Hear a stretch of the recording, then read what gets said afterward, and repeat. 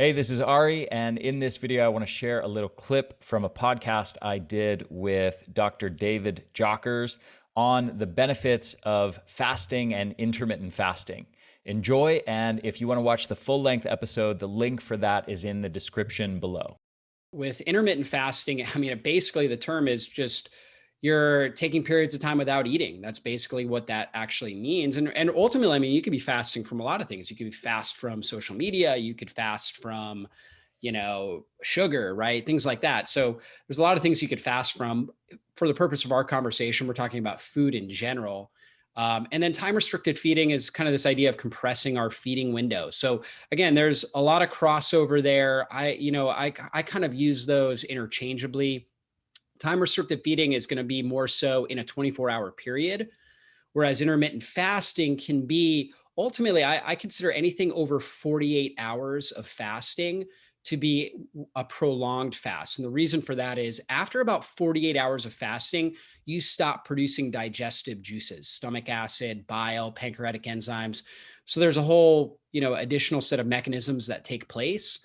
Whereas, if you break your fast at 36 hours, your body was still even though it had reduced its production of these digestive juices, they're still present. You're still producing smaller amounts of those. And so therefore, it's still kind of in this window of like a more of a short fast or intermittent fast as opposed to an extended fast. Again, anything over 48 hours, I consider an extended fast. And then time restricted feeding is really like in a 24-hour period where are you compartmentalizing or compressing your eating window? So you might eat in a 6-hour eating window from, let's say, 12 p.m. to 6 p.m. That's your eating window. And then you are, based on that, you have an 18-hour window where you're not eating, you're fasting from 6 p.m. to 12 p.m. the next day. So that's So kind of how I use those terms. would you classify that the example that you just gave as intermittent fasting or as time restricted feeding? Really both. I don't have a problem with somebody saying, okay, I'm intermittent fasting and I'm doing an 18-6 or a 16-8. Or if they say I do time restricted feeding, 18-6, 16-8. I don't have a problem with using either one of those terms. I think they're both accurate terms. Okay, so where do you think the like a good threshold could be to distinguish those two?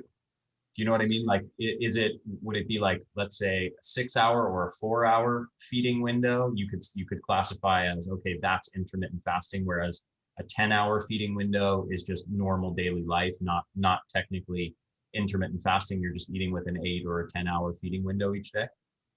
Well, I think it depends on like what your goals are and what you're trying to accomplish. So if you're eating in a 10-hour eating window, I still call it, like in my book, I talk about different types of fasts. We talk about a simple fast, which is like a 12-hour overnight fast, which, is really more mindfulness. I mean, it's really an easy process to, eat in a 12-hour eating window and fast 12 hours overnight. It's actually very easy, but for some people they're mindlessly eating, so at night they're, snacking on something before they go to bed, or maybe they've been trained this way, like in order to put on muscle. I know for me, many years ago, I was a personal trainer and I thought I had to have a big protein shake before I went to bed and then wake up in the morning, eat first thing in the morning. So we start out with kind of a mindfulness practice, which we call a simple fast. Could you call that just, time restricted feeding? You call it what you want. You know what I mean? 14 hours, I call it the brunch fast. It's kind of like you're pushing out your breakfast a little bit, like your morning meal a little bit further, and you're focusing on hydration in the morning. And then you get into kind of like that 16-8, which is a really popular approach. And by that point, your body starts really dipping into fat stores. You start to break down body fat. And of course, it depends. It's always individualized, because if you have high insulin, if you're very insulin resistant, you're going to struggle to burn fat until you get your insulin levels down and more sensitive. However, if you're following that 16-8 over time and your body's adapting to that, you're going to start burning fat for fuel. And then once you get into like the 18-hour, you're starting to ramp up some autophagy.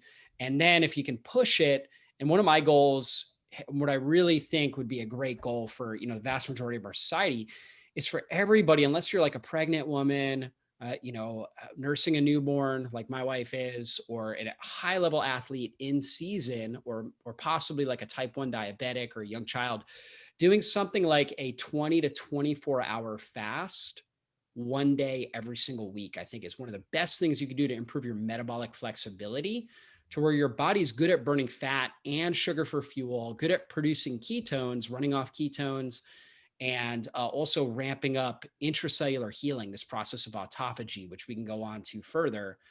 Now, what you want to call those things, I think, I don't know the actual definitions, of time restricted feeding, intermittent fasting. I think that these things are very interchangeable as far as, the terminology we use. But yeah, that's my thought on it. Hey, this is Ari. I hope you enjoyed this little clip. And if you want to listen to the full length podcast, the link for that is down in the description below. Also, one more thing before you go, I want to mention, in case you don't already know about it, our formula, Energenesis. This is an amazing product that has multiple compounds in it that are scientifically proven in numerous studies to increase your energy levels, not just by 3% or 5% or 10%, but by 30 or 40 or 50% in a very, very short time frame. So one of these compounds that I'll mention here is called NT factor phospholipid, and it is an extract of phospholipids that comes from lecithin, and they extract the pure phospholipids from this, things like phosphatidylcholine, phosphatidylethanolamine, and many others.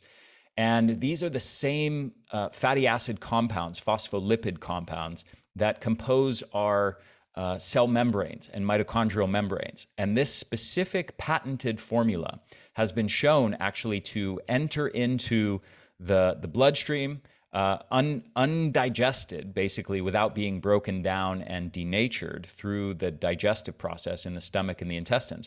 It makes it into the bloodstream and actually makes it all the way to our cells and to our mitochondria, where it helps repair damaged mitochondrial membranes and facilitates our mitochondria functioning better.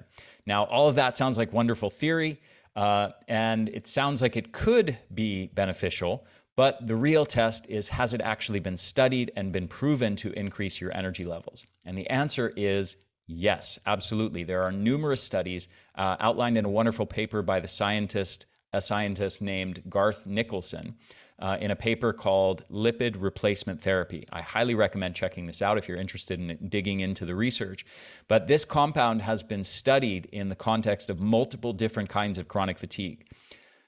Aging-related chronic fatigue, obesity-related chronic fatigue, obscure things like Gulf War illness, and numerous studies in chronic fatigue syndrome. And there are studies showing that this has the capability. They've taken one study, in fact, actually showed that in elderly adults over the age of 65, it restored their mitochondrial health, which had deteriorated heavily. It restored it to the level of healthy 29-year-olds, believe it or not. And they've actually measured energy levels in these people. And all of these studies across the board show improvements in energy of at least 25%, and typically more like 35 to 45% in just the span of between 4 to 12 weeks. That's how long all of these studies are, 4 to 12 weeks. They're showing dramatic, huge improvements in energy levels by helping to repair these mitochondrial membranes through this thing called lipid replacement therapy, using, again, this patented form of a phospholipid extract called NT factor. This is just one of about 20 ingredients proven to benefit mitochondrial health that you'll find in my formula, Energenesis. So I strongly encourage you, if you are struggling with your energy levels, if you're dealing with chronic fatigue, go grab yourself a bottle or 3 of this, or subscribe and save.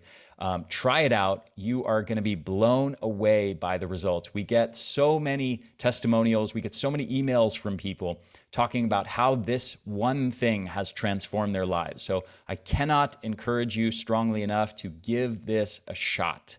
And let's say you buy 3 bottles, try out the first one, give it a month. And if you don't notice significant improvements, you can return the unopened bottles to us for a full refund. So give it a shot. I really think you're going to be blown away by the results. The formula is called Energenesis, and you can get it at theenergyblueprint.com or click the link below. So I hope you enjoyed this, and I'll talk to you again very soon.